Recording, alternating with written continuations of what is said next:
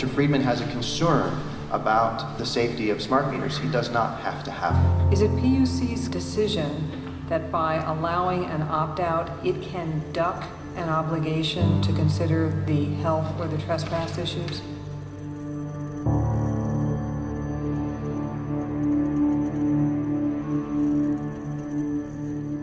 Your Honor, all of these issues were before the Commission in the earlier proceedings. The Commission had a proceeding on this and But it didn't decide any of those issues. No, Your Honor, the Commission did not. The Commission, in fact, declined to do the analysis to make the decisions about health and safety. The remedy for all of the concerns in those proceedings was to offer an opt-out. How about the members of the public that are not opting out? Isn't it the Commission's responsibility to look out for their health and safety? And to make a judgment as to whether they're being unreasonably exposed to RF? Your Honor, nothing in the world can be made absolutely safe. So are you admitting that they're not safe? Is it the PUC's position that these are safe enough? Your Honor, the public is free to have whatever concerns it would have. What the Commission is doing, as you presented, is saying it has declined to do the health and safety analysis. You're on your own. No, the Commission instructed the utility to, in its communication plan, to provide information to all of its customers about smart meters and links to the science that is out there. But Ms. McCollum, there's still all those people that have them. And for those people, you're saying that the state of affairs can be that the Commission can take no position on their safety? And leave it up to the utility?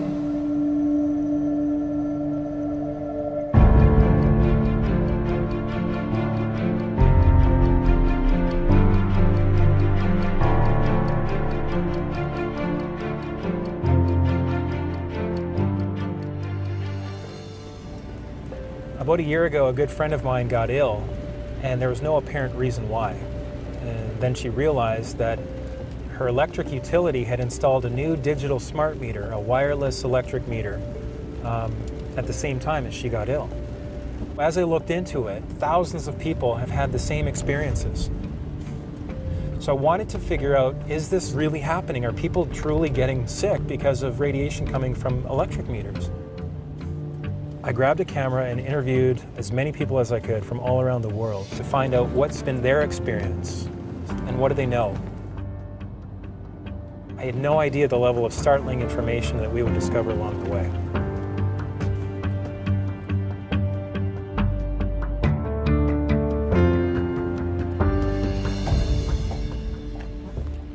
I was hearing this banging on the basement door, which is the door that leads into the hydrometers that are in here. And so I leave my bed and I come down here and I sit right here on the step and I'm like, okay, I'm gonna film this.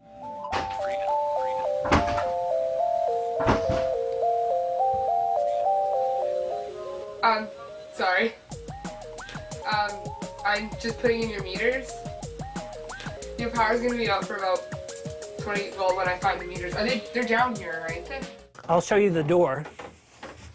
I'd heard her banging, but I didn't know that she actually kicked the door in until she left. Because when she left, I came here and I found this on the ground. I was like, wow, she actually kicked the door in. We've since repaired the door. And we've put these do not install a smart meter sign on our door. And apparently this wasn't the only case of a utility breaking and entering.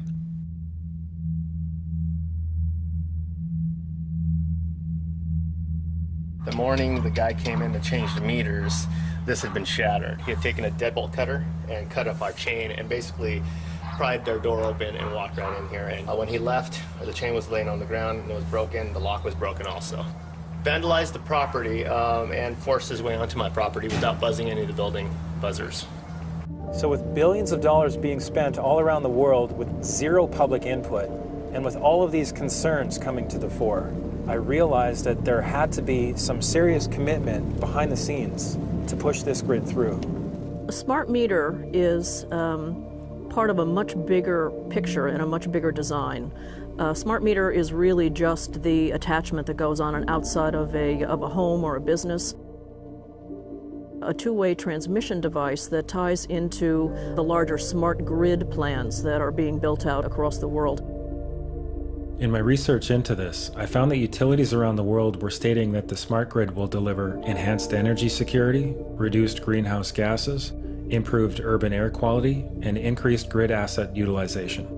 To me, this sounded great on paper. Unfortunately, there are problems with how the systems work. The smart grid systems are very buggy. There seems to be a critical systemic issue with these misnamed smart meters.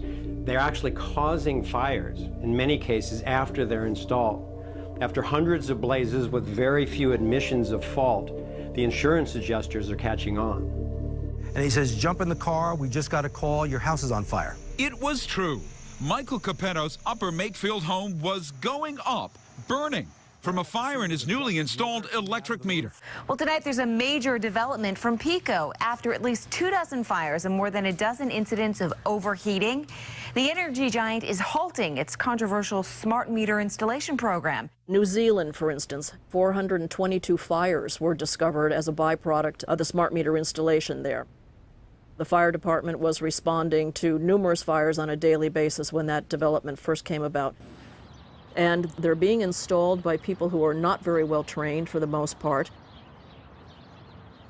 BC Hydro says it's removing 1,000 smart meters from homes across the province.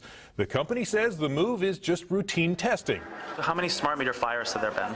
We've installed approximately 9 million smart meters, and we have no reports of smart meters causing fires. Not one single report. We don't. The picture, this is probably the better side of the garage. I don't know if you can see it. The meters were over here.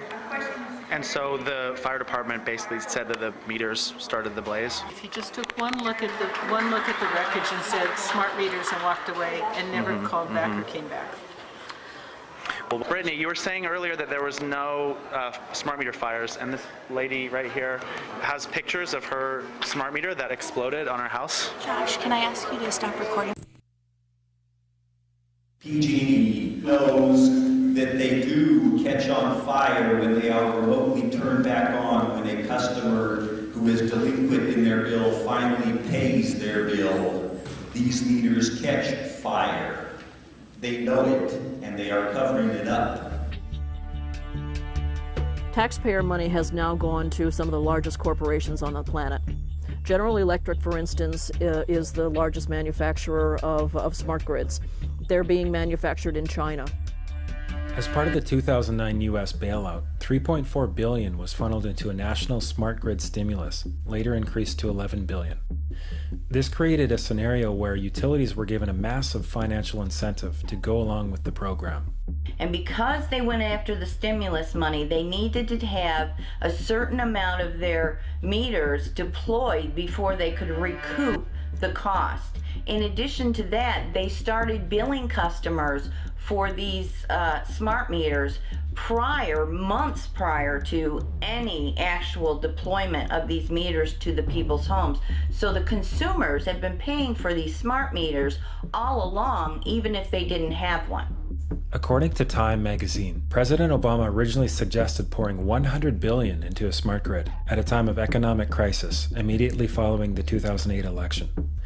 Wikipedia reports that the U.S. government's primary reason for this unprecedented allocation of public funds is the eventual reduction in electricity usage by more than 4%. However, real-world evidence shows that installations of smart meters are not even producing any energy savings whatsoever. According to a senior assistant attorney for Illinois Public Utilities, quote, "It's devastating to their plan. The report shows zero statistically different result." They're being found in pilot programs now, smart grids are, to really save no energy whatsoever. So who benefits? I got a bill in December for $1,107. There's got to be a mistake. No mistake, says PG&E. After reviewing their accounts, the company says their meters were working correctly, just like those of the 1,500 other Californians who complained.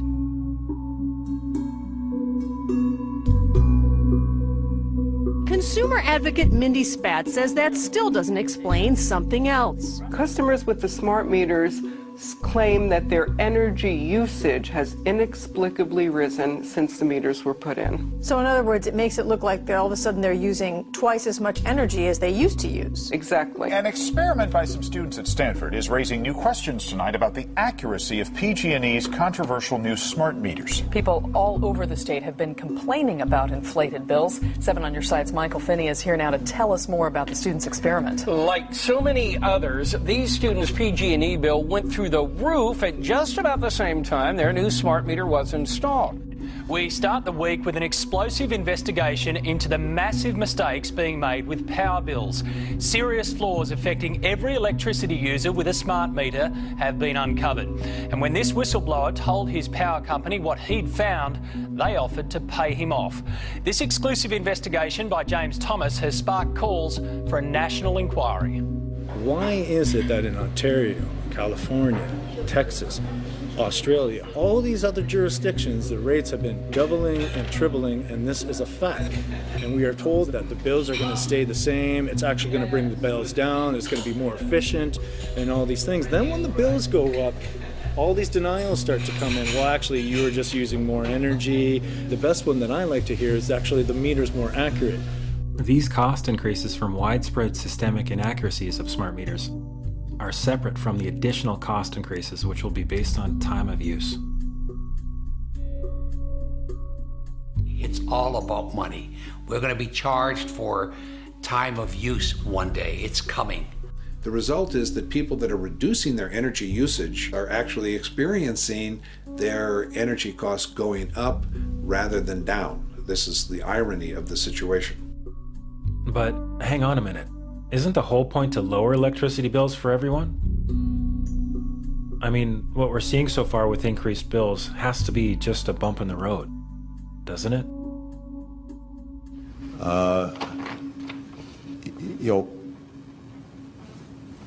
Under my plan of a cap and trade system, electricity rates would necessarily skyrocket.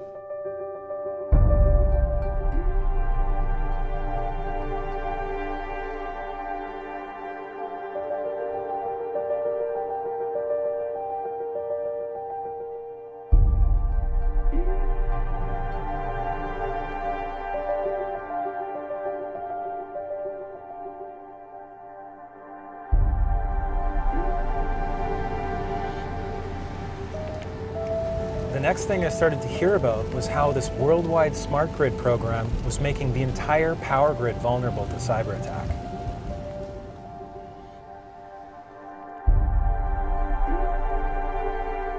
A so-called smart grid that is as vulnerable as what we've got is not smart at all. It's a really, really stupid grid. If it's attacked in one particular key node, whole sectors of it will go down. So it's very vulnerable to large-scale failure. When you have a decentralized grid with a network of microgrids, where people are both producers and consumers, you have effectively made the grid much, much more secure. The vulnerabilities of the internet are now being transferred to the importance of the power grid. Without 100% assurance that the internet or that connectivity is safe, we are bringing the potential to take down the power that runs this nation. There is a smart grid initiative in almost every industrialized nation happening at the same time. And what that provides is the potential for disaster to happen on a catastrophic scale. Even the US government is admitting that the smart grid now opens the door to cyber terrorism on a huge scale.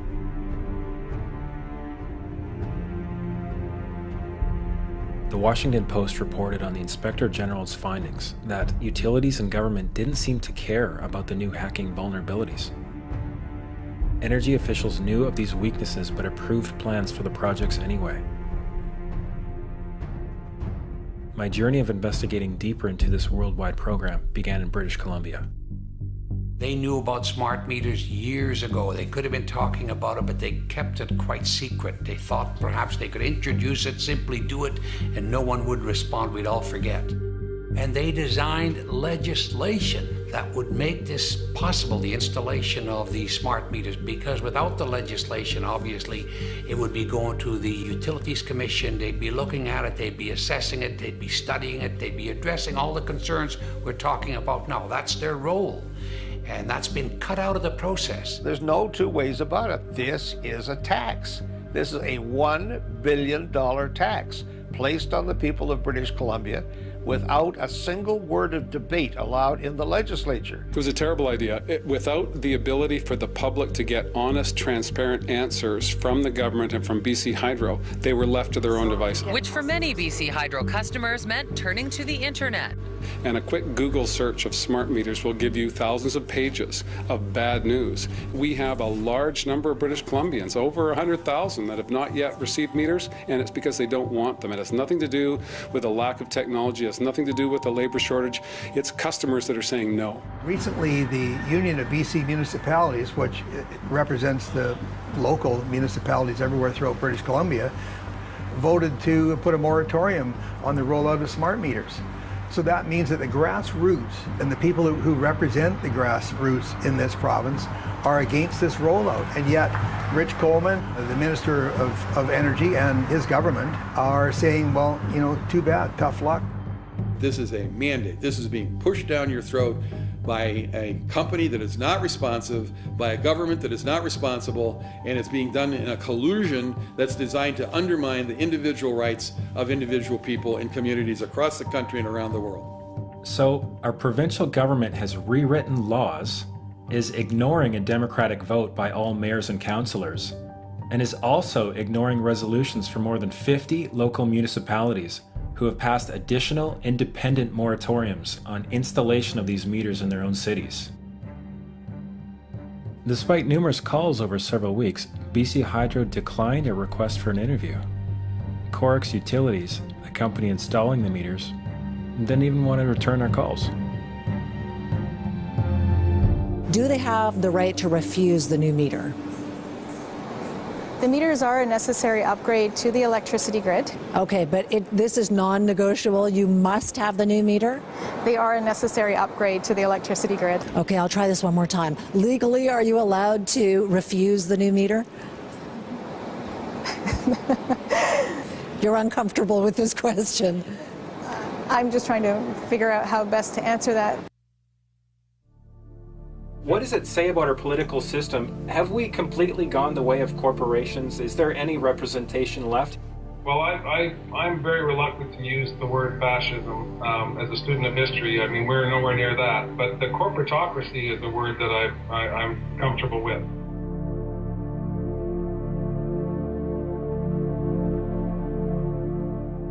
There's a worldwide privatization scheme. It's really, I suppose, a new form of corporatism, where governments are no longer masters of their own fate. And it starts to become clear that this same undemocratic process to covertly implement smart meters in my province of British Columbia was also the case in California, throughout North America, and around the world. So how could it possibly be the case that these corporations who are pushing for a global smart grid would continue with their plans despite an enormous list of potentially disastrous downsides? A massive part of the smart meter agenda is to literally track every single movement within a house. So every time somebody switches on a light, every time somebody switches on an appliance, each of these appliances has a unique code which is then effectively transmitted through the smart meter down the grid. So anybody that is minded to do so can hone in on an individual residence and actually track what is going on in that household. So they can figure out, when is your refrigerator being used? When is your TV on? What are you doing with your energy? And they're going to start having a profile of you as an individual. A congressional research report all but concluded that smart meters in the United States are a violation of the Fourth Amendment. In no uncertain terms, the court has asserted that, at the very core of the Fourth Amendment, stands the right of a man to retreat into his home and there be free from unreasonable government intrusion. With smart meters, police will have access to data that might be used to track residents' daily lives and routines while in their homes, including their eating, sleeping, and showering habits, what appliances they use and when, and whether they prefer the television to the treadmill, among a host of other details. For example, who's in the house? How often do you leave the house late for work? How often do you eat microwave dinners compared to cooking in the oven? How many times a week do you do the washing? How many times do you watch TV? How long do you spend watching TV? What do you watch? In a custody battle, it can provide information on whether or not you've ever left the kids home alone, and for how long. And while some utilities are still saying that all of the in-home private data they'll collect on you will be kept safely tucked away, another picture seems to be emerging. Here in California, utilities are already selling our private electricity usage data to third-party corporations for a profit. Rather than discourage this practice, the California Public Utilities Commission has actually encouraged it. In a 2011 press release titled, "California Commission Adopts Rules to Protect the Privacy and Security of Customer Electricity Usage Data," comes the following. CPUC President Michael Peavy: "Our action today will protect the privacy and security of customer electricity usage data while enabling authorized third parties to use the information." Commissioner Timothy Allen Simon added, "I support today's decision because it expands consumer and third-party access to electricity usage information. I hope this decision stimulates market interest." In the summer of 2013, these newfound intentions became evident. The San Francisco Chronicle revealed that California's electric utilities last year disclosed the energy use records and other personal information of thousands of customers to agencies within the U.S. government. As General Petraeus has said, make no mistake about it, we have the ability to spy on your households through your appliances. And if we have that ability, we probably will use it. I mean, this is control freakery. It is the wet dream of the technocrats. People who live locked in a left brain construct that has no room for anything spiritual in their lives. Last year we discovered that Verizon have a patent for a piece of technology that they're calling the Smart TV Detection Zone. And this product will sit next to your television and be capable of eavesdropping on your conversations whilst you're watching TV. So we'll be able to determine, for example, who's in the room, who's watching TV, what you're talking about, and how you're talking about it. How far does that go? Where does it stop? At what point do we draw the line and say no? Why should people care about surveillance? Because even if you're not doing anything wrong, you're being watched and recorded, and the storage capability of these systems increases every year consistently by orders of magnitude, to where it's getting to the point you don't have to have done anything wrong. You simply have to eventually fall under suspicion from somebody, even by a wrong call, and then they can use the system to go back in time and scrutinize every decision you've ever made, every friend you've ever discussed something with, and attack you on that basis to sort of derive suspicion from an innocent life and paint anyone in the context of a wrongdoer.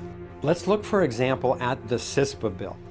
That's the Cyber Intelligence Sharing and Protection Act, which was intended to legalize transferring all your data from megacorporations to the government. Now, this seems to be in violation of our Fourth Amendment rights against unreasonable search and seizure, but it's already passed the House. Fortunately, the Senate has so far refused to vote on it. Recognizing the pushback to CISPA, apparently the Obama administration has created a covert agreement with the Justice Department to grant immunity to all these communication companies and internet companies that were already sharing the data. And now, as of June 12, 2013, a new aspect of that goes into effect, which expands this whole authorization to cover all critical infrastructure sectors, and that includes energy, health, and finance. What you're seeing is the establishment of a surveillance society. You're seeing the establishment of a surveillance network. It raises the specter of kind of the rise of soft tyranny. It raises the specter of you're automatically suspicious until we prove that you're not. It raises the specter of a universal, I call it a universal wiretap, a persistent universal wiretap on every single person. Or if it's not, they can create one. And what happens if they don't like you? What happens if you speak ill will against the government? What happens if you say something they consider disloyal? I mean, that's not the country that I took an oath to defend 4 times in my government career. What's the mindset of these mammoth corporations who are now apparently in partnership with government? Eric Schmidt is Google's CEO. People are treating Google like their most trusted friend. Should they be? If you have something that you don't want anyone to know, maybe you shouldn't be doing it in the first place. Google has already been caught and fined for systematically hacking and harvesting passwords from millions of private Wi-Fi networks with its mapping cars, and illegally siphoning private data from iPhone users. We don't need you to type at all, because we know where you are, with your permission. We know where you've been, with your permission. We can more or less guess what you're thinking about. So Schmidt simply views the invasion of privacy as a way to allow the internet giant to gain more information about you. And then that data will let the search engine help you in your everyday life. Don't you get it? Google is trying to amass a huge amount of personal information about you to help you. Duh. There's what I call the creepy line. And the Google policy about a lot of these things is to get right up to the creepy line but not cross it. I would argue that implanting things in your brain is beyond the creepy line. Mine in particular. Yes, at least for the moment, until the technology gets better. Let's talk a little bit about information and search. Wait a minute, what was that? I would argue that implanting things in your brain is beyond the creepy line. Mine in. At least for the moment, until the technology gets better. Is he saying that Google's creepy line is defined only by the current level of technology? What does a higher level of technology have to do with morals or ethics? But what I learned in Silicon Valley was there is no moral component to technology unless humans insist that it be there. What more do you need to know? But most people seem to want to just close their mind to it and just say, oh, the government wouldn't do that, and that can't be true. It is true, and once you know it's true, you get this question in your mind of how did they think they could get away with it, and what in the world are they trying to do with all this data? Why do they need to get into our lives this deeply? My research has led me to believe that the controlling elite are trying to create a global cashless currency, and one of the ways that they intend to do this is to base it on carbon credits. Basically what that means is they're going to dole out your use of energy dependent on your behavior, and they want to be able to control it themselves. So these things that they're installing, the meters and the appliances with both sending and receiving transmitters, would allow them to not only monitor but to control every appliance in your house. What is it that makes the government think that they can usher us into a totalitarian state at all, much less without us even noticing? It seemed to me that whether it's a terrorism threat or an apparent energy crisis, or an obsession to modernize technology without purpose, what's being consistently implied is that we must now willingly give up our basic human rights. I had to wonder, what if we were being systematically fed a false paradigm? Scarcity is the nightmare that's lurking in everyone's mind. It's what's driving a lot of our emotional reactions to everything that we face. It's that lurking fear that things are going to run out. And that's natural because, evolution has seen us through hard times, our ancestors. So it's not a bad thing that we do have these fears, but they've overcome our ability to look at the reality, which is that we don't live in a condition of scarcity. There is no shortage of energy on this planet. The sun is the source of all, and the sun produces quadrillions of times the amount of energy we need.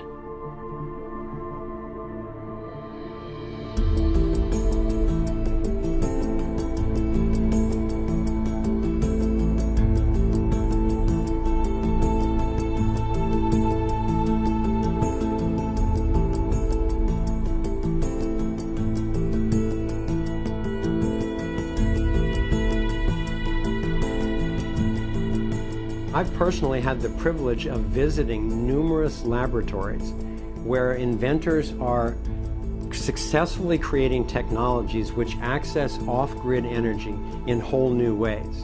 And it's really exciting to see. Sadly, most of these have been raided and shut down. And the Federation of American Scientists have actually acknowledged publicly on their website that over 5,000 of these alternative energy technologies have been suppressed, have been confiscated in the process of applying for patents. This whole smart meter fiasco could go away very quickly if these alternative energy technologies were simply allowed to flourish. Now, that's not going to be in the agenda of the controlling elite. That's going to be up to us. I looked into it, and it turns out the US government has actually created a law for the suppression of inventions. The patent laws allow any interested agency, including the Atomic Energy Commission, to shut down any patents if they consider them to be detrimental to the national security. With 6 of the world's 7 largest companies in the oil and gas industry, could it be possible there's a vested interest in preventing decentralized clean energy, pulling strings at this level of depth? And incredibly, in July of 2013, Spain actually taxed the sun, setting a fine of 30 million euros for violators who collect sunlight for their own use.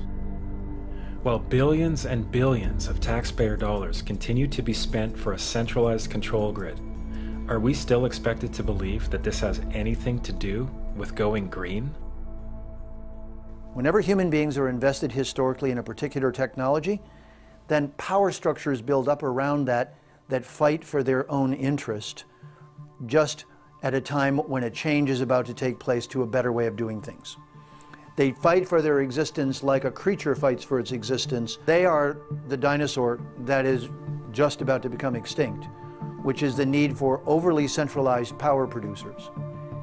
And that this is a bid to have a device in the home which gives them both control and future capabilities of broadcasting and receiving through the home. It's all part of agenda to try and stop the change that is coming, and this truth that everybody's going to see. So the fact that it's going worldwide should tell you something, that there's something up here, and that there is something going on, and there's a reason for this, and they're getting around all the legislations in countries, so it's coming from a very high level on the planet.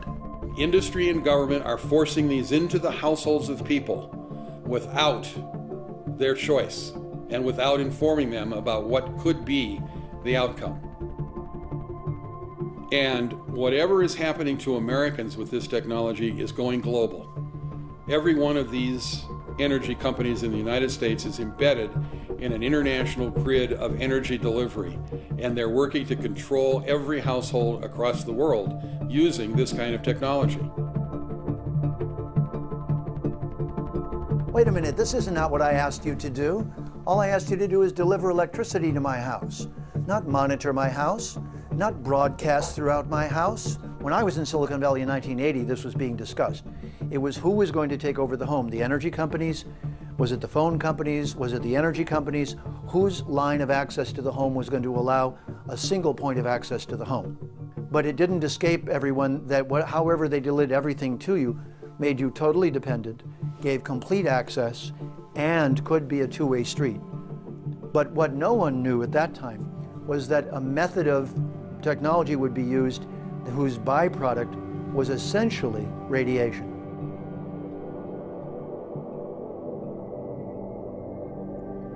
I heard about a family of 8 in Southern California and what happened when their utility, LADWP, installed a smart meter on their home. I'm very sensitive, so I could not get out of bed. I felt lots of embarrassing symptoms as well as migraines, insomnia, just not being able to really properly be a parent for my children. So I could not agree to that kind of meter ever. Fast forward to me going ahead and putting in a safe analog meter. Once I put on the new meter that's on the property now, that improved. And them sending someone out here to, I guess, come on the property and to remove it. I was not here. I was at work and speaking to LAWP over the phone, and them basically saying, you know, hey, you're trying to steal power and we're going to cut your power off. It's a shame when your water, your electricity, all these things that you think are necessities are controlled by other systems, and I mean, flip of a switch, you don't have water, you don't have heat. I got a copy of their rules. Rule 16 clearly states on the electricity section that a homeowner can provide their own meter to the house as long as you allow WP to own it. They have to come out and check it. When I asked Mr. Willer from LAWP to come out and check it, he told me he wasn't going to check it. He was going to terminate my power. And I said, but once again, I'm letting you know, you can come to my house and check the meter that's installed if there's a question regarding safety. He said no, over and over again. They said it was unsafe and never ever looked at the meter. Ms. Lawson? Our power was cut off on February 11th, 2013, and we have not had power in 7 weeks. And because they installed that radio frequency meter on our property, my sisters had fevers of over, excuse me, over 102 Fahrenheit, and they kept on going up. This is not normal. This should not be tolerated. Okay, I want a high-level person from DWP to connect with this family, find out exactly what's going on, and let's fix it immediately. Unfortunately, when I complained about the smart meter put on our property, I was told there was no smart meter on our property. It's a radio frequency meter. When I began to express to LAWP the health concerns that came out of nowhere, they told me that I was making it up. It didn't make any sense. My husband and I had numerous people come to our house and explain to us that it must be something else in your home. So I began writing to the general manager, Mr. Nichols. He ignored my emails. So for months and months and months, I have begged DWP to please take this off of our property. And we have had no power for 7 weeks and 1 day. Easter for our children was horrible. Okay, thank you. We'll get to the bottom of that today. I want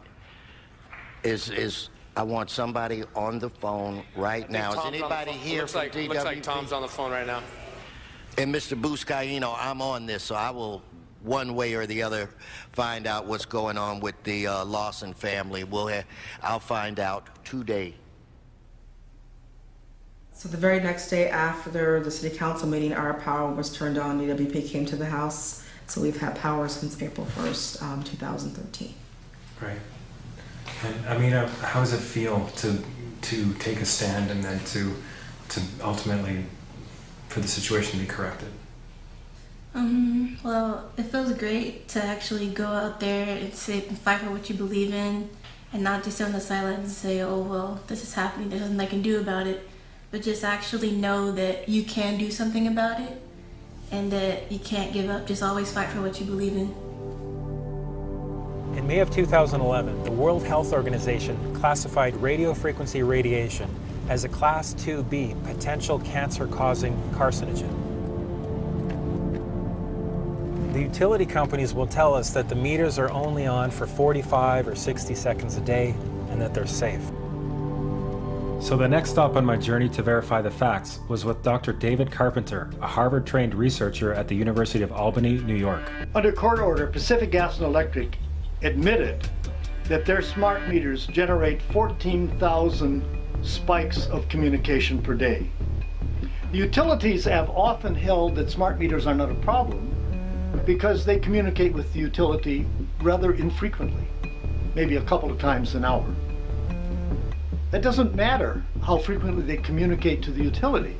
What matters is how frequently do they generate radio frequency fields. And clearly the utilities have been hiding the fact that these smart meters generate these radio frequency fields almost continuously. They're pulses, but they're very, very frequent. So according to PG&E's court documentation, the average smart meter is on for 45 or 60 seconds a day, but they've conveniently withheld from us that these 45 or 60 seconds are split up into 10,000 or more pulses, each at about 4.5 milliseconds in duration, emitting all the time, every few seconds, 24/7. And some meters are up to 190,000 pulses per day. So this is a smart meter bank. It's inside a Northwest DC condominium building, and there's 32 different smart meters inside this building. So what I did was I brought in a meter that measures the levels of radio frequency radiation, and what I'm finding is that these smart meters are emitting radiation every few seconds. But Pepco says smart meter communications take place every 4 to 6 hours. So I brought these findings to Pepco spokesman Marcus Beal, who said, I can't account for a test that there are a lot of variables involved that we can't account for with a test that we're not present at.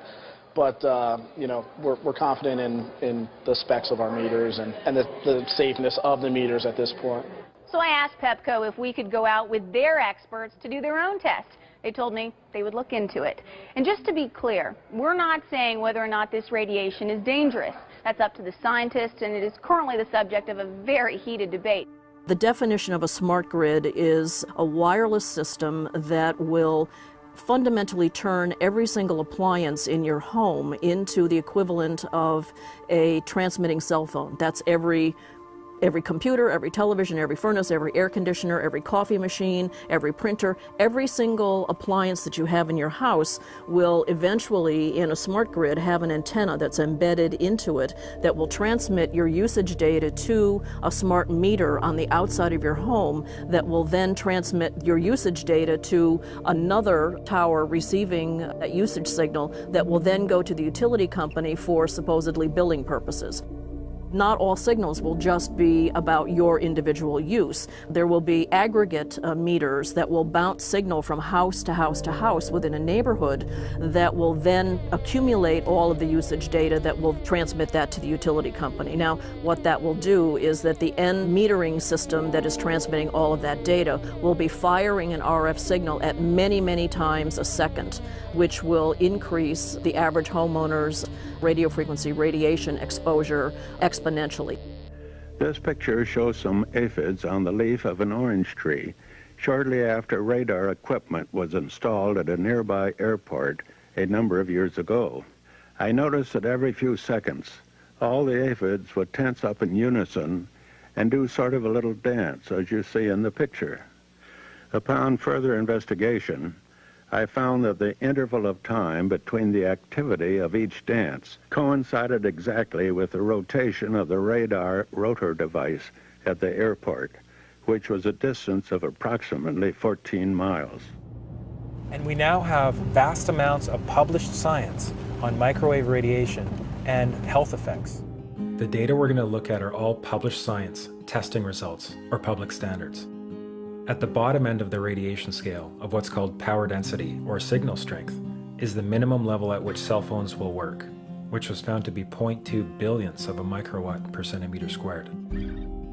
Pine needles were found to age prematurely at 0.000027. At short-term exposures of 0.5, children aged 8 to 17 experienced headache, irritation, concentration difficulties, and behavioral problems. Point 1 is the Baubiology or Building Biology Guideline for extreme concern. 1.0 produced sperm DNA fragmentation and a decrease in sperm viability in vitro. Also at 1.0, the science shows the following bodily effects can occur: headaches, dizziness, fatigue, insomnia, chest pain, difficulty breathing, and indigestion. 2.5 saw altered calcium metabolism in heart muscle cells. 4.0, changes in the hippocampus affecting brain memory and learning, and at 6.0, DNA damage in cells. So, where are smart meters on this list? Electrical Power Institute in December 2010 measured a single Itron smart meter with pulses up to 7.93 microwatts per centimeter squared. Our own testing indicated approximately 8.0 with 1 meter. These tests are at a close distance, approximately 1 foot away from the meter, but an infant's crib could be just as close on the other side of the wall where the meter or bank of meters are installed. Even though there are all these known health effects at levels far lower, Switzerland, Liechtenstein, and Luxembourg see fit to set the standard at 9.5. And China, Poland, and Russia, 10.0. This is the same level at which behavior has been altered, producing reflexes of avoidance following 30-minute exposures. A room of 12 smart meters, very common and even a conservative number in an apartment building, tested at 19.8 microwatts per centimeter squared. This is hundreds of times higher than levels which clearly indicate harmful effects. So how can utilities and governments get away with forcing these devices on everyone? This is how. In Canada and the US and several other civilized countries, the safety limit is set at 600 to 1,000 microwatts per centimeter squared. This so-called safety limit is literally tens of thousands of times higher than levels which are known to damage health, according to peer-reviewed published science. It's actually based on research from the 1960s that looked at thermal effects. Mm-hmm. So literally they had this dummy head, right? So think of this, like in the car accident commercials where you have this dummy head, yes, and it's filled with like a fluid. Mm-hmm. And the fluid has to go up by 1 full degree in order for something to be deemed unsafe. So what Health Canada is saying is that you have to cook the cells before any negative effects can happen. And that's of course absurd. We know that with so much other research.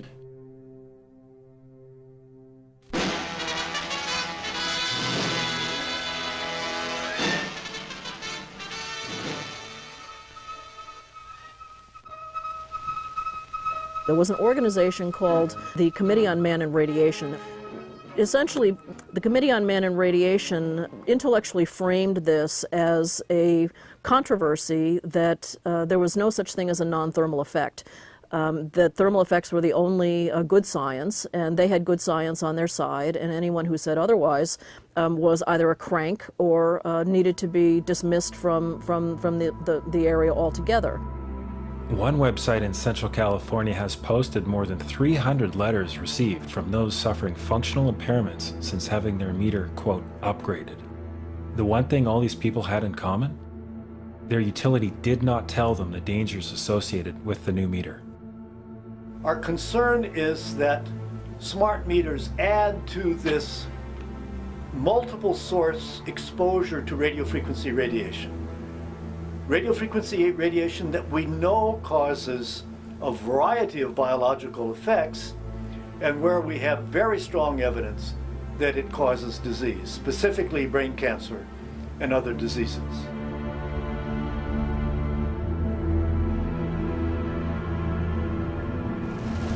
There have now been more than 6,000 published scientific studies on the health effects of microwave radiation since the 1930s, and with the vast majority showing that there is some biological damage being done, the jury's no longer out on whether this is harmful. Even by 1972, we have the U.S. Navy producing an unclassified report of health effects on the human body observed from microwave radiation, summarizing more than 2,300 studies. 5 pages of observed human health effects in this report include headaches and insomnia. I was walking by and I got like a flash headache. It's painful. How many times did that happen? Every time I walked by it, which was a bunch of times.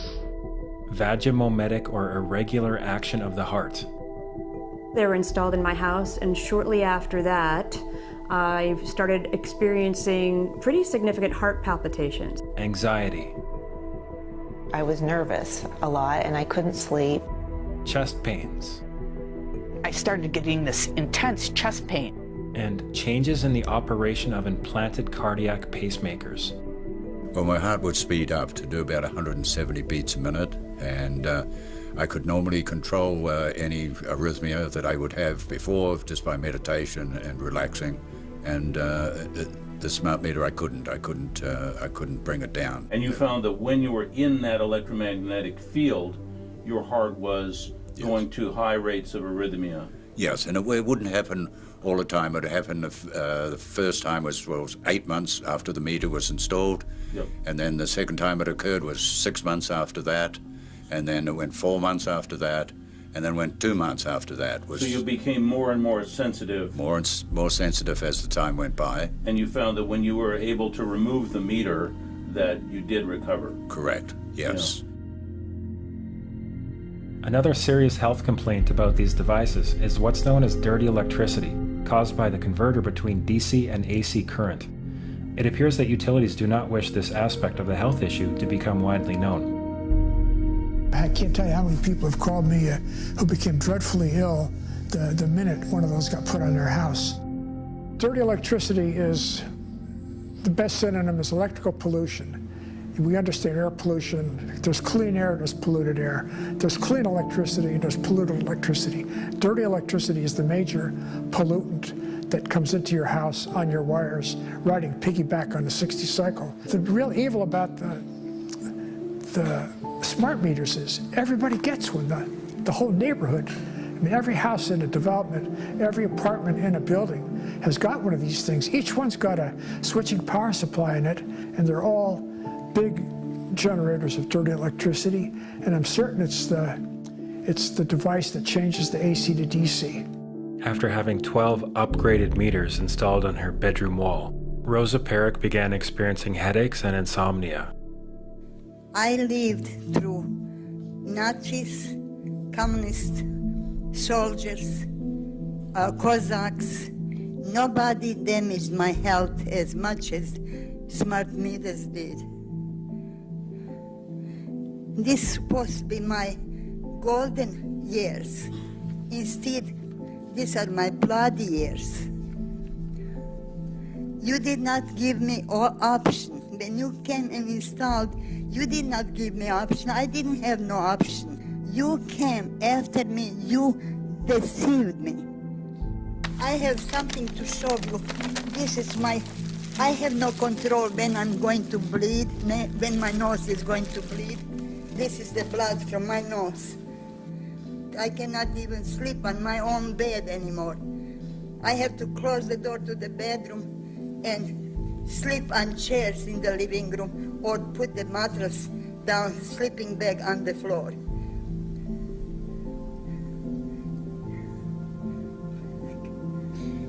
Do you ever have nosebleeds away from your apartment? I'm sorry, your time is up. Thank you very much. I appreciate you coming. Your time is up. Your time is up. Thank you. We wanted to get an accurate reading to see just how much dirty electricity can be caused by a bank of smart meters and what it can do to living conditions. So we brought in technician Eric Windheim, and this is what we found. We're here today testing for dirty electricity. The 60-cycle sine wave has been filtered out, so what we're looking at is just the dirty, high-frequency voltage transients coming in on the line.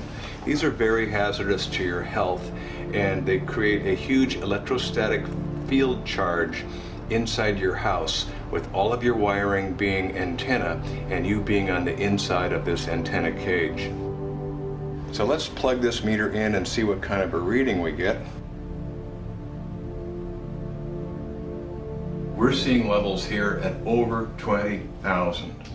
This one reads up to 2,000. This one reads up to 20,000. It's interesting to note that for safety reasons, anything over 50 is banned in certain countries around the world.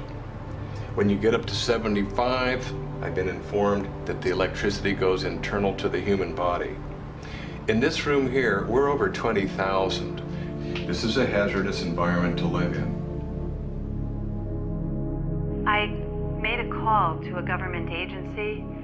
I started to talk about the problems with the meters, and he was getting agitated, and he said, they're just like cell phones. There's nothing wrong with these meters, they're just like cell phones. And I said, no, it's not true. There's a problem with these meters in the switch mode power supply. And he said to me, how do you know about switch mode power supply? And I said to him, what is your name? And he hung up on me.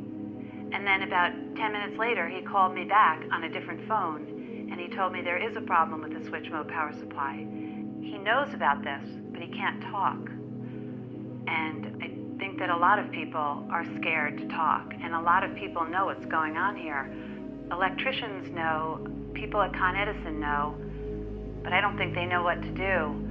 I would say that it's better to do the right thing, because when people are silent, a lot of people can die.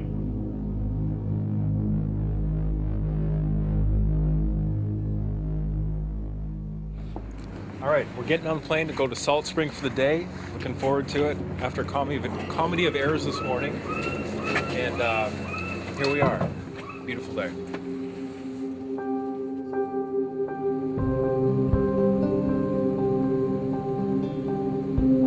Away from the city, we wanted to track what was happening with this agenda in a small community called Salt Spring Island, where we were hearing around 30% of the population had locked up their analog meters or otherwise made it clear in writing to their utility that they were choosing not to have a meter installed. I personally was glad to get on a plane, hoping to clear my head with a visit to one of the quieter parts in the world, while still getting to the bottom of the story there.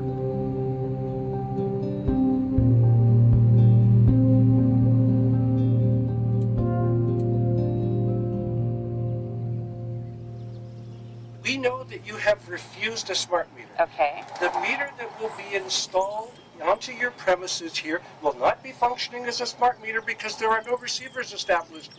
You get what everyone is calling a smart meter, none of which are smart meters yet. Because You will guarantee me that we will not have it functioning as a smart meter. because you're opt-out. Because we're opt-out. Yes. Yes, I guarantee You will guarantee me that. And if you want, I will get BC Hydro, I will get Gary to write you a letter to that extent, and he'll send it registered mail. So, Chris, are they going to be running this as a smart meter or just as a regular meter? They're going to be running this as a regular digital meter, such as has been put on houses since 2008. So Chris has the meter on now, and he's going to test the meter. Yeah. Okay, they're lying, folks. This is emitting. Oh, there you go. Yeah, they're lying. Getting a reading on your... Sorry. Yeah, okay, that's over 20,000 microwatts, and the Hydro has officially lied, publicly lied in front of all these people, lied to the owners of this house, to the effect that this would not be emitting radio frequency radiation. It's emitting radio frequency radiation in spades. I feel like They have lied. Yeah, you have lied. You son of a bitch. You have lied. That You is and your buddies. really, really bad. I'm so upset. I'm so upset. You've lied to us. You've lied to us. You said that there's not going to be any radiation coming off that, so you're lying to us. I have no idea of the testing mechanism of this. I have no idea who you are. You know, how do you think I feel right now? I trusted you, and that's how I honestly feel. I feel like I've been raped. With this smart meter program, we're stepping across the line from democracy to corporatocracy, and that's scary. The person who invented the word corporatism was Benito Mussolini. It's also known as fascism, and everybody uses that term a little too loosely, but in this case it applies very, very succinctly. If you don't have the right to a healthy environment, you have basically lost all rights. People who haven't the faintest idea that they had a smart meter installed are getting very sick all of a sudden and wondering why. And suddenly it comes to them that, oh, something's different about my electricity meter. I'm a beekeeper, or I was a beekeeper. For over 10 years, I had 2 hives on my side porch outside of the rain. About a year ago or so, I had a smart meter installed outside of my knowledge with all the EMF. This winter, I've lost all my bees. I don't know if it's because of colony collapse disorder, or I don't know if it's because of the EMFs from the smart meter, but it is suspicious.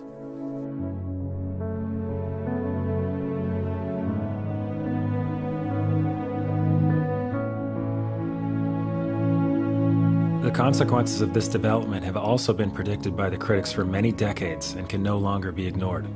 Bees and other insects disappear. Birds avoid certain areas and are disoriented in other locations. Humans suffer from functional disorders and diseases. And those that are hereditary are passed on to the next generation as existing defects.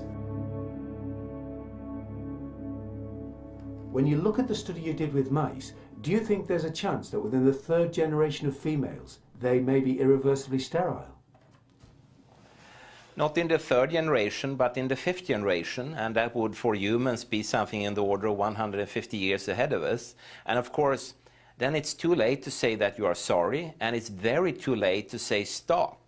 So I would suggest that you have, at least for the time being, a moratorium, a stop to these systems, use a wide in the meantime, and check out for effects of radiation. So I think it's really time to have an independent compilation of data. Such was done at August 31st, 2007 in the form of the Bioinitiative report, of which I was one of the authors. And then we put together approximately 2,000 scientific references on a little bit more than 600 pages, clearly saying if you are a rat or a mouse or a cell or a molecule, you should definitely not allow yourself to be exposed to this. And in the meantime, we have this full-scale experiment using our own kids. A considerable amount of research shows that developing brains and bodies of children are much more affected than adults. And there are clear indications of a link, though the research is not yet conclusive, between increased electromagnetic fields and autism spectrum disorders.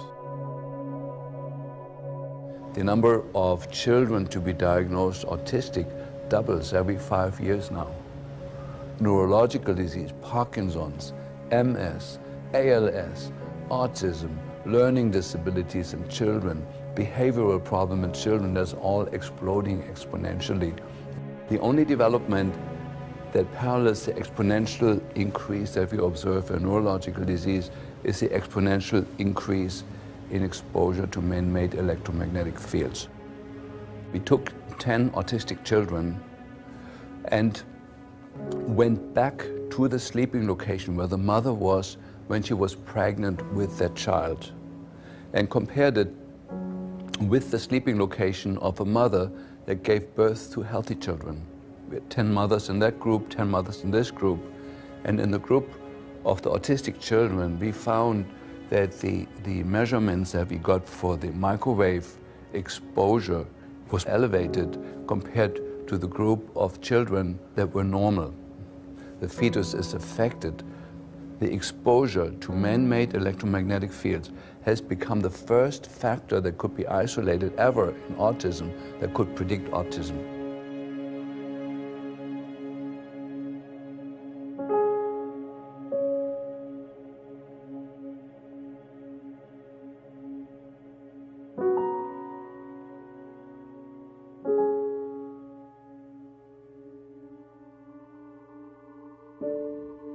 Despite overwhelming evidence of biological harm from this type of electromagnetic radiation, the utility industry has assumed the safety of smart meters without doing any testing. For the past 29 years, Dr. Dekan Lee has conducted original research and epidemiology for Kaiser Permanente in Oakland, California. I'm not aware of any safety studies has been done to examine the safety of a smart meter. To me, a manufacturer wants to give a product to consumer, especially in this case to everybody, imposed on everybody. They are the ones who should carry the burden to prove it is safe before they can give to other people. It's not up to consumer to demonstrate they are unsafe. It's a technology done by private companies. These electric companies are private companies that have the right to install this on your house, destroy your health, and there's no accountability at all. While industry has failed to do any peer-reviewed studies on smart meters and health effects, a growing body of independent research is now starting to accumulate. It is our experience as physicians that everybody is equally electrosensitive. You install this thing measurably certain things in your health go down. You know, we're tracking now certain sensitive parameters of it. One is an inflammatory marker called TGF-beta1, goes way, way up as soon as the smart meter is installed. The MMP9, that's the metalloproteinases, go way, way up. These are inflammatory markers. The copper level in the serum goes up as a sign of chronic inflammation driven by something that's suddenly there. The hormones go way off. The neurotransmitters go way off. So we have lab tests that we can show. Here's the patient. We monitor him for 10 years before. He was completely normal. The smart meter was installed 6 months later. The patient looks like a dying patient from their lab work.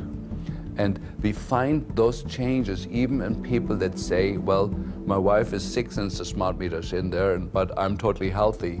But we look at their lab work, it looks just as bad. Yeah, so some people have an awareness of health and goodness in them, and other people don't.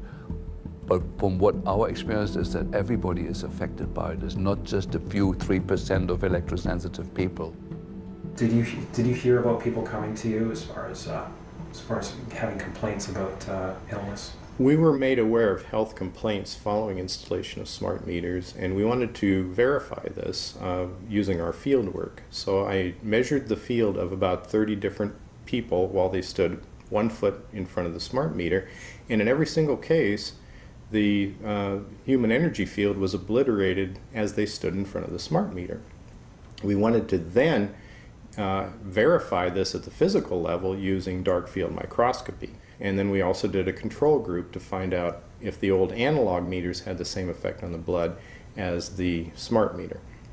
So in our first slides, what we see is normal cells, and the structure of the cells is intact and sound. This is what we would expect from a normal sample.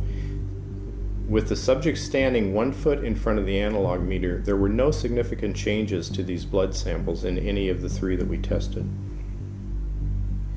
In our second set of tests, we're using the smart meter. Before the exposure, we see the same thing as we saw in the first samples. Normal cell walls, fairly separated and looking healthy. So after 2 minutes of exposure in front of the smart meter at about 1 foot away, we see a totally different story.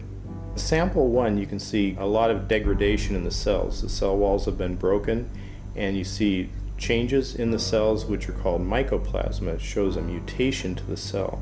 In the second sample, we see a different type of degradation to the cell membranes. You can see a corrugation here. This is called bottle cap formation, and it's known that this occurs due to oxidation or exposure to free radicals. So this third subject, when we did her sample, she had to be pulled away from the meter after 45 seconds because she complained about an increasingly severe headache. And here you see a phenomenon called rouleau, where the red blood cells are stacking up, which makes it very difficult for the blood to deliver oxygen to the tissues as they would be their normal function. Every single one of these is a degradation. Every single one of these shows a trauma to the blood cells, and that came from something, and the only variable was the smart meter. The good news in all this is the patient and the blood can return to normal once they have been removed from the influences of these stressors.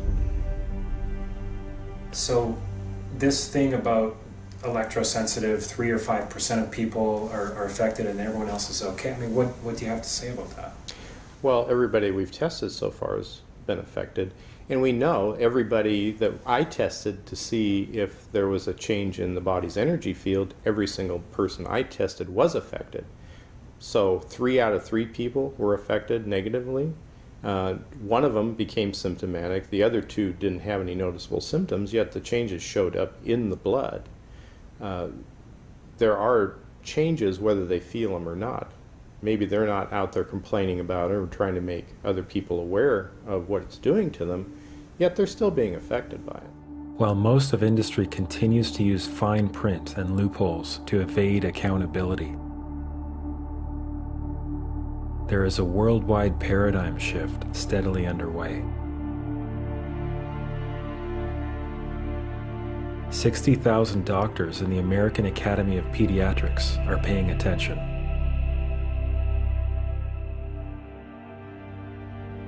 And teachers' unions, this one of 45,000, are beginning to speak out against Wi-Fi in the classroom.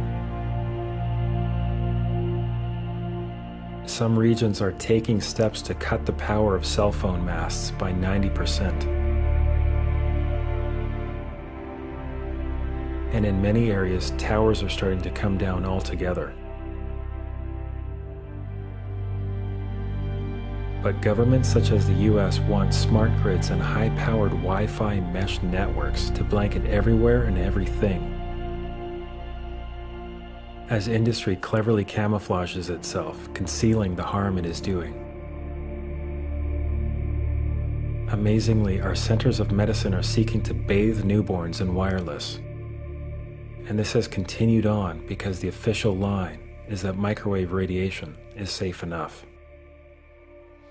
Governments and corporations have scientists working for them, they all do, and scientists are usually seeking the truth. In fact, a true scientist is always seeking the truth, but they can't speak the truth of their own work being paid for by the corporation or the government, which means the taxpayers.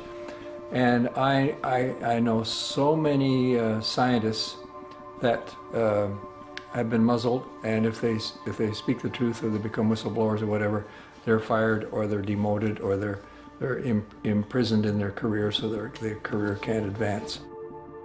There is an atmosphere of fear there.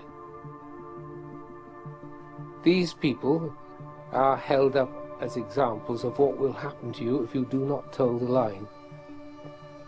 This is a subject which is taboo and must not be investigated. The radio frequency radiation work that we did was supported by Motorola. The relationship was really very cordial and very stress-free, but only up until we started generating data.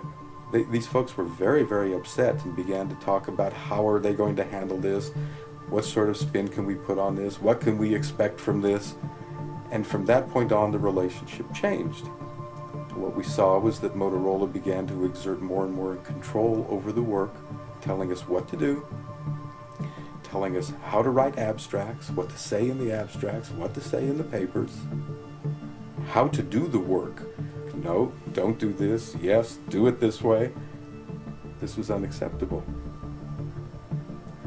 I had completed our study of DNA damage, and I submitted the final report to Motorola. The point is, I kept getting nothing from these people. They simply weren't willing to accept my interpretation of my study, my evaluation of my study, my knowledge of science at that point, and tried to urge me not to publish the study. They didn't tell me not to. They just said, no, this isn't ready for publication. And they wanted me to do more work. I think one has to exercise caution at this point. And what makes the cellular telephone research area so difficult right now is there is no money available for research other than that's coming from industry. So, I mean, what does this do? I don't have any faith in what comes out. I have absolutely none, not with my dealings with industry so far. When I filed my initial complaint, Central Maine Power responded with a 250-page, basically rebuttal on why smart meters are so safe, and they hired Exponent, which is a science and consulting firm that has represented the tobacco industry. They've represented the asbestos industry. So this is a firm that industry hires to prove that dangerous products are safe.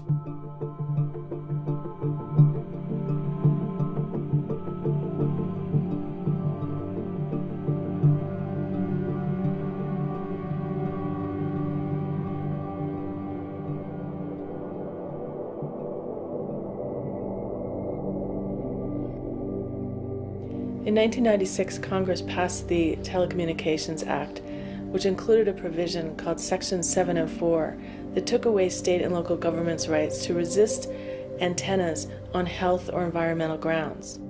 They knew that they were on very shaky ground when they put this into place. The legislation was actually written by the industry. It was also the first time in history that industries of all stripes were invited into congressional chambers and asked essentially for their wish list. And the telecommunications industry, like other industries, just rushed right in and gave them their wish list. It took away your state and local government's ability to protect you, to protect children, schools, every environment from this kind of radiation. I mean, this is ludicrous. This is unconstitutional. But this reflects the power that the communications industry has with our Congress. And now there's a new bill called the Smart Grid Advancement Act of 2013, designed to completely remove the limited local discretionary control that still exists. If passed, this bill would grant the federal government unprecedented powers to forcibly deploy this smart microwave and surveillance program upon all states, regions, and everyone in the nation. What's going on here?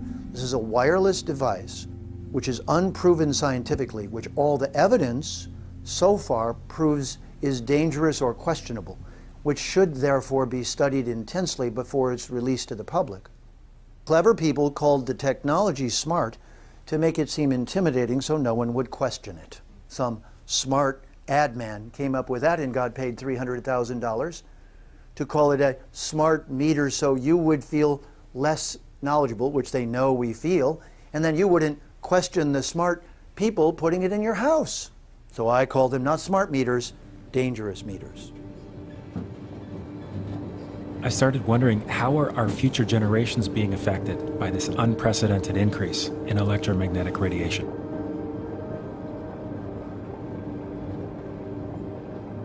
I had a son that was going to school at San Diego State University, and he called me and he said, "Mom, I've got the worst headache." He says, "I'm projectile vomiting all over my apartment." And I said, "Get to the hospital."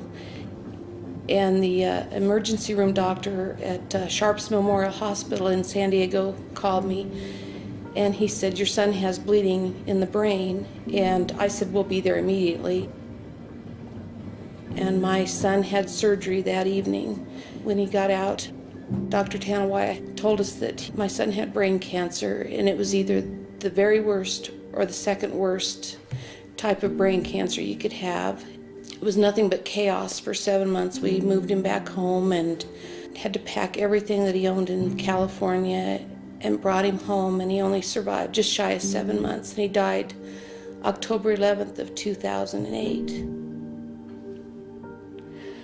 August 7th of 2009, I typed in cancer clusters, and I saw SDSU, San Diego State University brain cancer cluster. And I read this article over and over, and I think it put me in shock, and I ended up on the floor for the rest of the day. But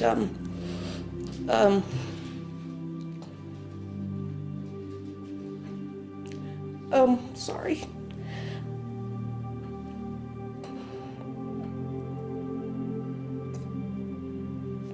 I realized they were talking about my son, so I immediately started contacting SDSU, the administration, and I felt myself just being bounced around. Nobody wanted to deal with me.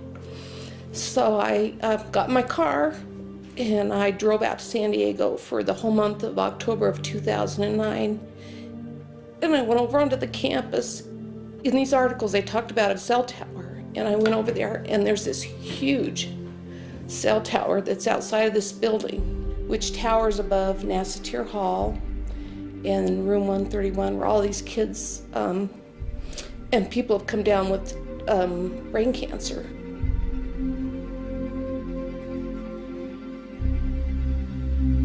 So is this like a forerunner? I mean, are they planning on doing this all over the place, or what were you able to find out?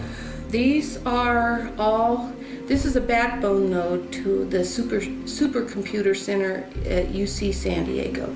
And these are all on all these college campuses, and the engineers and the scientists are the ones who are developing all of this. So unless, we wake up to what's going on here with these installations, I mean, they're planning on doing this everywhere, right? Right, and they are already. My son, Rich Farver, died October 11th of 2008, and he was in Nassatir Hall, room 131. Professor Charles Cutter died June 19th, 2008, Nassatir Hall, room 131. Lou Terrell, diagnosed with primary lymphoma brain cancer in 2008. He was in the room right next to room 131. Dwight Anderson died in 2008, Nassatir Hall. Miss Laurel Amtower died August 29th of 2010. Richard Funston died, and he was also located in Nassatir Hall, room 131. I just think that this wireless stuff, we just need to get a handle on it and warn the public. But I just want parents to know, and I want kids to know that these are very dangerous. And these are on many, many college campuses. A reporter from the San Diego Tribune that I had contacted actually called me at home, and he said, this story will never get out in San Diego. And I said, why? And he said, because of money.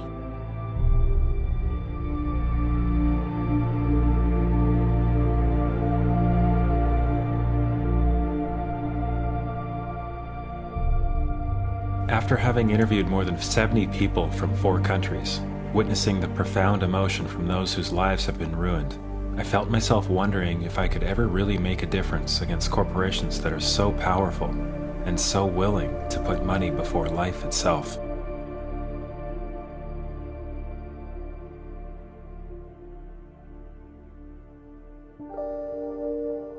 As I became more educated and as I learned more about the smart meter issue as it relates to issues of health and privacy and security, I was slapped into wakefulness, and I was jarred into a new sense of reality. I had considered myself a fairly involved and fairly informed political observer. I certainly was aware of the condition of our country nationally. I've been very aware and involved in the state of Illinois. But in spite of how informed I believed I was embarrassingly ignorant of some of these very profound issues that were happening literally right under my nose. So here's UPA installers crossing over locked fences and against consent. On January 23rd, with premeditated malice and forethought, our city manager, in collusion with our city's administrative police chief, ordered an all-out assault on many of the citizens' personal property by cutting locks, illegally trespassing, threatening tax-paying citizens, mostly women and elderly, and actually arrested 2 of our stay-at-home moms on trumped-up charges for refusing installation of smart meters. Get off my property right now. No! No! When the full force of the city's police department is turned on its own people, it's time for a radical and immediate change.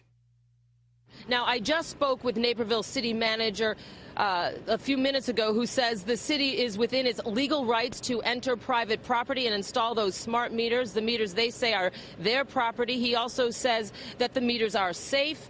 He also says the women deserve to be arrested if they violated the law. But exactly what those misdemeanor charges are, we still don't exactly know. I'm one of the homeowners who had his property rights violated, even though by certified mail I notified the city manager I would not participate in this federally sponsored voluntary program and would not accept the extortionary alternatives provided. As a result, I'm asking for City Council to fire the city manager, the acting police chief, the police officers who participated in this travesty, and any city employee who advised them that they had the right to do so. As far as I know, we still live in the United States of America and not communist China. Thank you.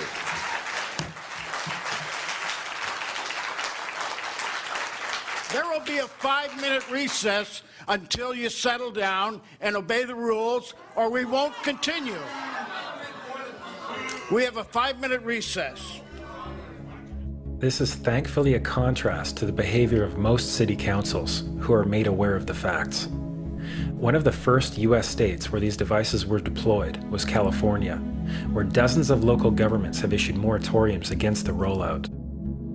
I vigorously support this action today. I'll be voting in the affirmative both on the moratorium and on Supervisor Kinsey's proposal to send letters to the governor. This action that we're taking today, and one that I support, is a political action. And don't be deceived that political actions don't work. Think about the American Revolution. Ms. Wolf? Aye. Ms. Farr? Mr. Lavagnino? Mr. Carvajal? Ms. Gray? Aye. We represent people, and they can get pushed so far, and then they say that we've had enough. And I think that that's what's going to happen. Many have now criminalized installation and are fining the utility for every device they attempt to install. As a result of a grassroots movement to spread awareness, the vast majority of U.S. states and Canadian provinces have active groups who are fighting back. And worldwide, the trend continues. Many are asserting their rights for the first time in their lives. But utilities still are not yielding. And in many areas, they're attempting to impose fees for those who do not want their so-called upgrades. Their idea is to have an opt-out. If we do an opt-out, they're all bending towards charging us to opt out from a product that we did not want to begin with. An opt-out is an agreement to pay to not be harmed. An opt-out is volunteering into extortion. An opt-out says that if I don't pay you, you have the right to harm me. So that doesn't work.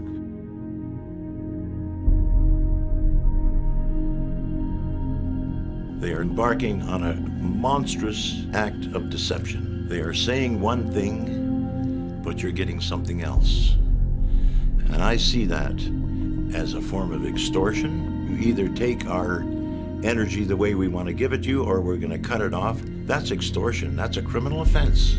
As a fraud cop, I'm just wondering when the world's going to wake up. You put a story out there, it's wrong, but what the heck? We're going to go with it. We're going to look you straight in the eye, and we're going to lie to you. What are you going to do about it? What would you recommend from your experience that people may not understand, or that you've gone through, what they should do or what they should know? They should know that they can change that meter, and they should do that. That is the most important part of it, is to change that meter over. The utilities have something called a legal mechanism called implied consent, whereby our silence is golden to them. We've given them consent by being quiet. We can't afford to be quiet on this. We have to take action. This is a game changer. These companies are betting on you saying nothing. They're betting on you quietly complying with their wishes to install these smart meters on your property. You have the right to refuse a smart meter on whatever grounds you deem appropriate.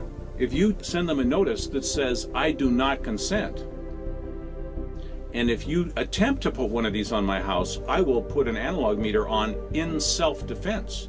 What about if thousands and tens of thousands and millions of people all did this? Oh, it would collapse in a day. You can't have radiation-emitting surveillance devices on everyone's home if people want to assert their rights. The only reason this is working at all is because people are either completely ignorant or thinking for some reason it's not going to harm them. It is going to harm you, and it is not legal.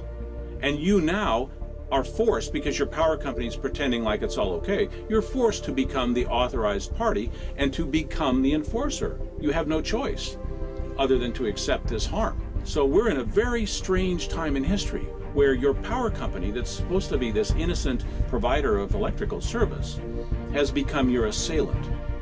And you are required, in order to protect yourself, you're required to fight back. You're required to stand up and say, no, this is wrong, and I'm not going to permit it.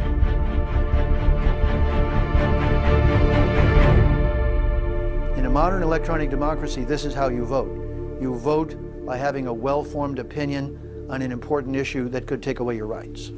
It's that a device that is broadcasting and receiving wireless signals permanently has been surreptitiously placed in your home unnecessarily and without your permission and without proving itself scientifically. This is a test case for technological democracy if I've ever seen one. Dear Big Brother, I wish I could say you're acting like a brother, but unfortunately, an Orwellian big brother is what you have become. The problem is you've presumed you have the right to make decisions that are harming the quality of all of our lives, our health, and children, simply because you've been in charge of the distribution of a necessary resource in our lives. It does not matter why you have done this. There is no right way to force unproven and dangerous technology upon the world. And history has shown that being sorry after the fact for harming people through unproven medicines, technologies, is of no help. You do not have enough money to repay the harm that you are doing to all life.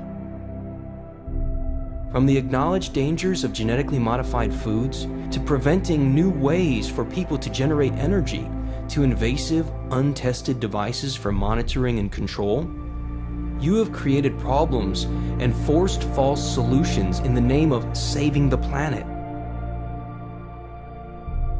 fighting terrorism,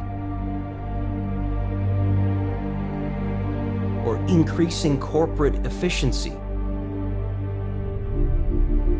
You have even blatantly placed career lobbyists as your corporate yes-men, as heads of the very agencies that are supposed to protect the people.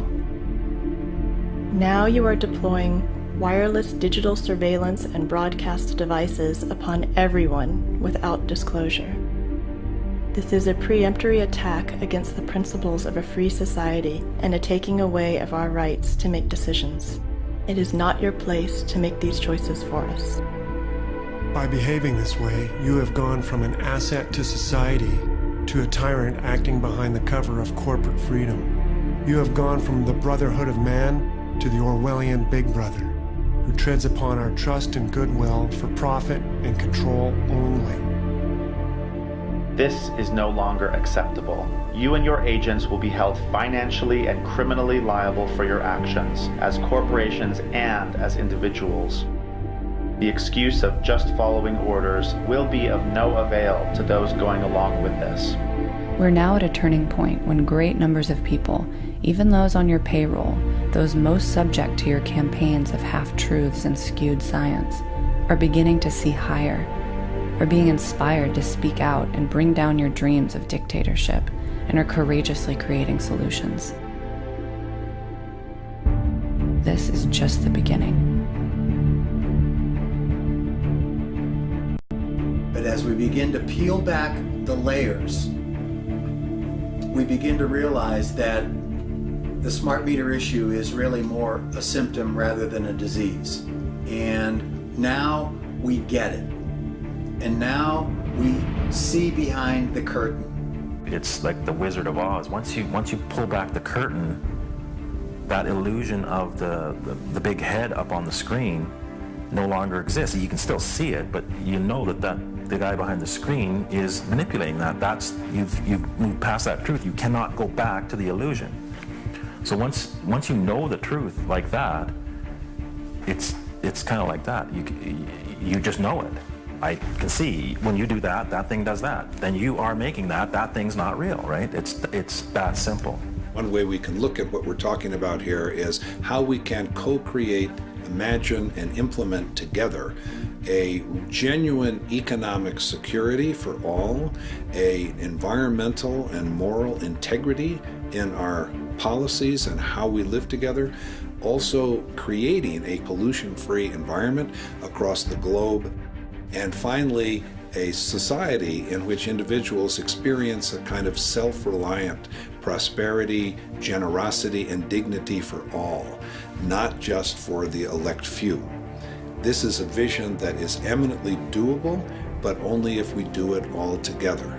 Millions of people are starting to wake up to what's occurring. The game is on. The ball is very much in our court.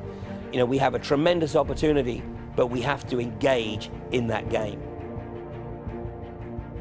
While making this film, there was a part of me that just wanted to look the other way and put the lid back on the box I'd opened.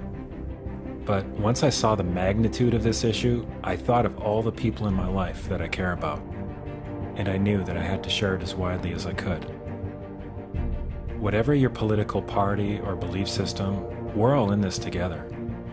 And whether you came into this because of the risk to rights, or privacy, or health, or security, or cost, or something else, it doesn't matter. What matters at this point is that we set our differences aside and we stop the deployment of this technology where we live. The only people I've come across who want this program are either misinformed or benefiting from the deployment. Instead of so-called smart meters and a smart grid, we need wise people who see what's going on and who realize that we all have the power to change our situation. Change happens when you make a decision and say, I will not have one of these devices on my home.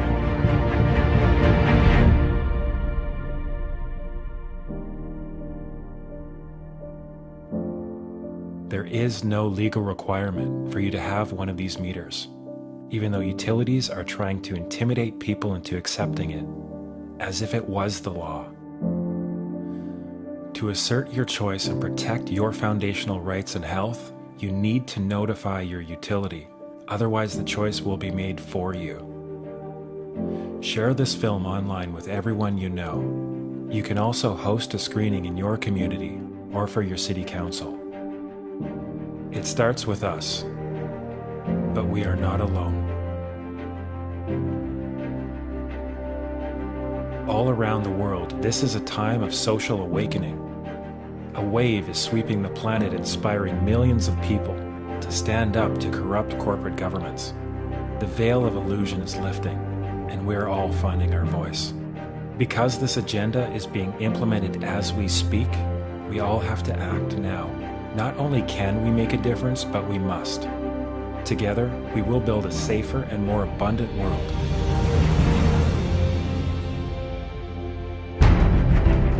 For us, our children, and all future generations.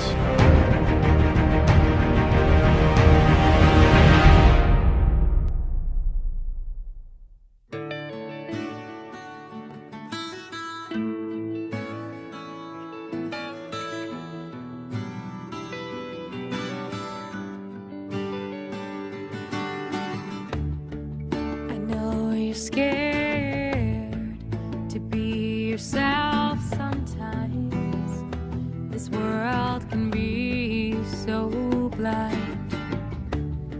But if you take the chance to trust, start to open up, you just might find that you are loved. And I see the light in you, shining with everything you do. Don't try to hide it no more. Can you hear it knocking at your door?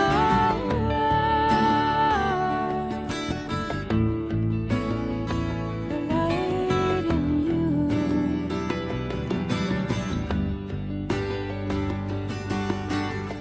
Show me what you really want. Tell me what you really need. Reveal all you feel. You will be received. You don't have to hide away all the things you really want to say. There are others who have felt this way. You're not alone. I feel your pain. Yeah. And I see the light in you, shining with everything you do.